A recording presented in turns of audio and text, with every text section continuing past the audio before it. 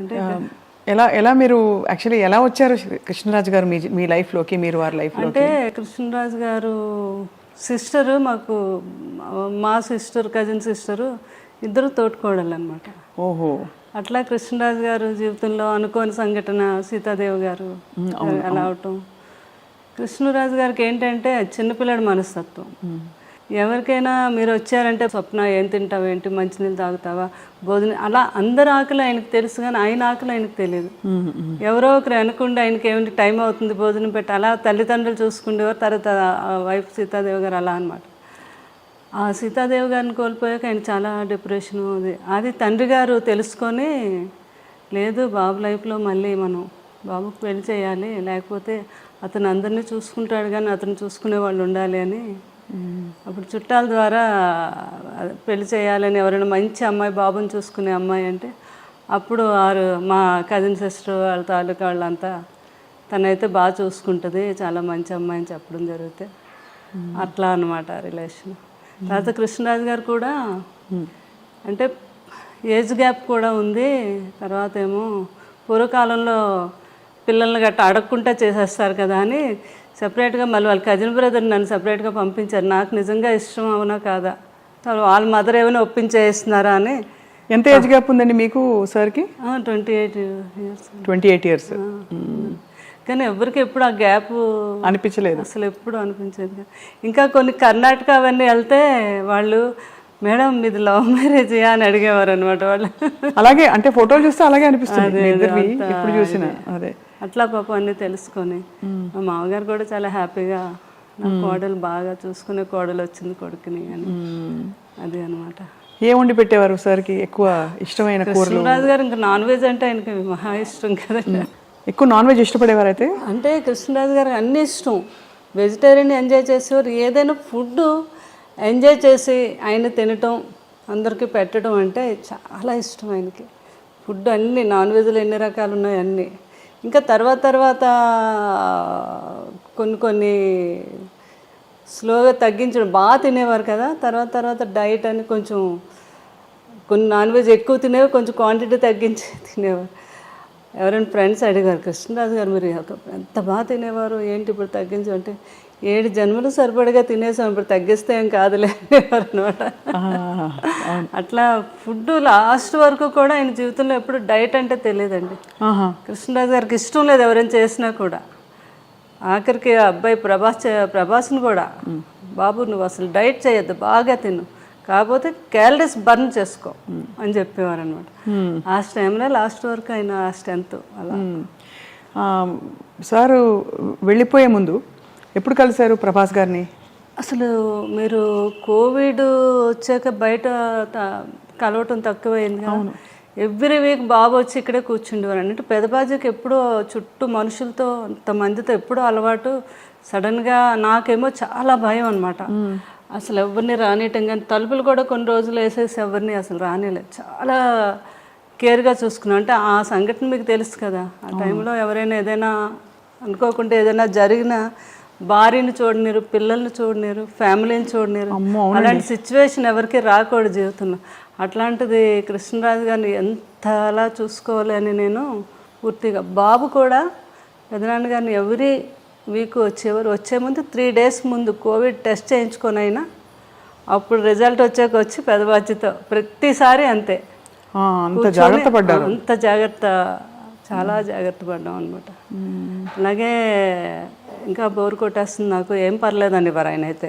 నేనైతే మంచిగా యోగా చేస్తాను, ప్రాణాయామం ఏం చేస్తాను కదా, నాకే కోవిడ్ రాదని. అయినా మనకు భయం ఉంటుంది కదా, నేను ఒప్పుకునేదాన్ని కాదు.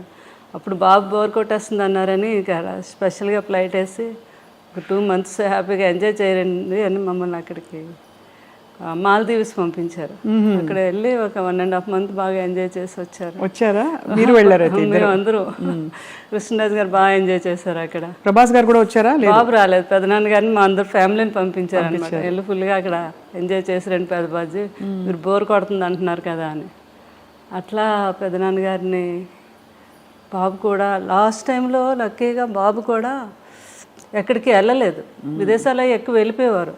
అదే ఆ కృష్ణరాజు గారు చేసుకుని. కృష్ణరాజు గారు ఎప్పుడు అనేవారు, ఏ మనిషి అయినా ఎన్నాళ్ళు బతికినా బతకచ్చు, కానీ వెళ్ళిపోయే ముందు మాత్రం ఎప్పుడు తన ఫ్యామిలీ ఎప్పుడు తన చుట్టూ ఉండాలి. అలాగే అప్పుడే మనిషి లాస్ట్ జీవితం తను ఆనందంగా వెళ్ళినట్టు అని చెప్తూ ఉండేవారు ఎవరితోనని. ఆయన అనుకున్నట్టుగానే అందరం పిల్లలు, నేను కరెక్ట్గా బాబు కూడా పెదనాన్నగారి దగ్గరే ఉన్నారా? అందరూ ఉంటుండగానే.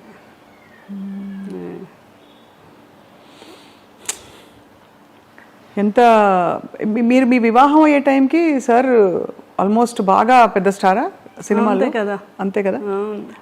ఆ తర్వాత వారి స్టార్డమ్ గురించి అప్పుడు మీకు తెలుసా? ఇంత పెద్ద స్టార్ అసలు చేసుకోవడం ఎందుకు. నాకు మెయిన్ కృష్ణరాజు గారు మా మదర్ వాళ్ళు చెప్పేవారు అనమాట. ఆయన సినిమా యాక్టర్ కాదు, బయట కూడా చాలా గొప్ప వ్యక్తి. ఎంతోమందికి ఆయన సహాయం చేయటం, ఎవరైనా పెళ్ళిళ్ళు చేసుకోవాలన్నా చేయడం, వరద బాధ్యతలకని. అది నాకు బాగా ఆయన అప్పటి నుంచి ఆయన అంటే నాకు చాలా ఇష్టం అనమాట. ఆ ఇష్టం మీద పెద్దవాళ్ళు వీళ్ళందరూ అన్నా కూడా మెయిన్ నేను ఒప్పుకొనే చేసుకున్నాను కృష్ణరాజు గారు. పెద్దవాళ్ళని ఎవరన్నారు అంటే ఇంట్లో వాళ్ళనా? మా అమ్మగారు అన్నారు. ఎందుకంత పెద్ద వయసు తేడా కదా, కొంచెం ఉంటుంది కదా మదర్కి, ఎవరికి ఉంటుంది గ్యారెంటీ అంటే మాత్రం లేదు నేను ఏమైనా కృష్ణరాజు గారిని చేసుకుంటాను ఆ ఇష్టం మీద. అది ఆయన వ్యక్తిగతంగా కూడా నా గురించి తెలుసుకొని చేసుకున్నారు. తను నిజంగా నన్ను ఇష్టపడుతుంది అని వాళ్ళ కజిన్ వచ్చి చెప్తే అదే అండి. చాలా అంటే గొప్ప విషయం. వారి అంటే ఆల్మోస్ట్ మీకు అంత వయసు వ్యత్యాసం వల్ల మిమ్మల్ని చిన్న పాపలా చూసుకుని ఉంటారేమో, చిన్నపిల్లలాగా.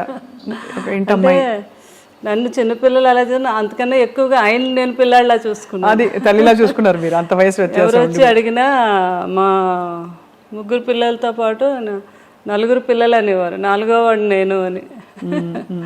అలా అంత బాగా ఆయన్ని ఇక్కడికి వెళ్ళిన ఫుడ్ అని అదని అంటే ఆయన వదిలే ఎప్పుడు ఎక్కడికి అంటే ఆయనకు భోజనం కుదురుతుందో లేదో, ఆయనకి ఇది అంత ఎవరో ఏదో అనుకుంటారేమో అనేది లేదు. నాకు కావాల్సింది ఏంటంటే ఆయన బాగా నేను చూసుకోవాలి, అదొక్కడ ఆలోచించేదాన్ని నేను ఎక్కువగా. మీరు క్యారియర్ కట్టి పంపించేవారా ఫ్లూటింగ్ అన్నిటికీ? బాగా పెద్ద క్యారియర్, అందరూ బోల్డ్ మంది ఉంటారు. అది ఎప్పుడు క్యారేజ్ వస్తుందా అని అక్కడ మేడం ఎప్పుడు పంపుతారని ఎదురు చూస్తూ ఉండేవారు అక్కడ. అందులో మీ రాజుల వంటకాలన్నీ కూడా చాలా రుచిగా ఉంటాయి కదా. చేపల పులుసు, బిర్యానీ, రొయ్యల కూర, అన్ని టేస్టే. అందులోకి ఈ సీజన్లో వచ్చే పులుసు, చేప పులుసు అంటే అవునవును చాలా కృష్ణరాజు గారికి, ప్రభాస్ గారికి ఇద్దరికి ఇష్టం అండి. ఇంకా ఈస్ట్ వెస్ట్ లో మంచి చేప పడింది అంటే మన ఇంటికి వచ్చేయాలి. అది కృష్ణరాజు గారు ఏమో నాకు కృష్ణరాజు గారే నేర్పించారు. మాకు అటు ఆంధ్ర సైడ్ ఆ పులుసు చేప అది అంత తెలియదు మాకు. మాకంతా అటు సీ ఫుడ్ ఎక్కువ అలవాటు మాకు. మాకు అటు అదే అలవాటు అనమాట. ఏది వంజరం చేపని, కోనేరు చేపని, ఆ టైప్ ఆఫ్ మేము ఎక్కువ.